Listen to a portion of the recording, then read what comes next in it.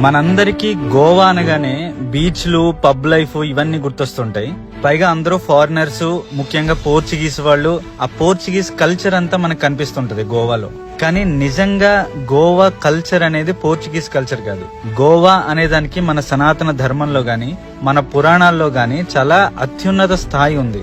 మనం ఎంతో పవిత్రంగా భావించే భాగవత పురాణం గాని, స్కాంద పురాణం గాని, ఇలా అనేక పురాణాల్లో గోవా గురించి చెప్పారు. కాకపోతే గోవా పేరుని గోమంతకం లేదా గోరాష్ట్ర అన్నట్లుగా సంబోధించారు చాలా చోట్ల.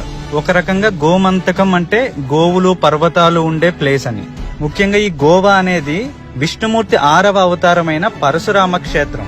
పరశురాముడు కార్తవీర్యార్జున్ని చంపిన తర్వాత 21 సార్లు భూమండలం మొత్తం తిరిగి అధర్మపరులైన రాజులందరినీ సంహరించాడు. అలా అధర్మాత్ములైన రాజుల రక్తంతో భూమిని ప్రక్షాళన చేసిన తర్వాత ఈ సమస్త భూమండలాన్ని కశ్యప ప్రజాపతికి అప్పచెప్తాడు. అలా భూమి మొత్తాన్ని కశ్యప ప్రజాపతికి దానం చేశాడు కాబట్టి ఆయన ఉండడం అంత భావ్యం కాదు అని భారతదేశంలోని పశ్చిమ తీరంలో సముద్రుణ్ణి కొంచెం వెనక్కి జరిపి, అంటే తన గొడ్డలిని విసిరి అది ఎంత వరకు పడిందో అంతవరకు సముద్రుడు వెనక్కి వెళ్తాడు.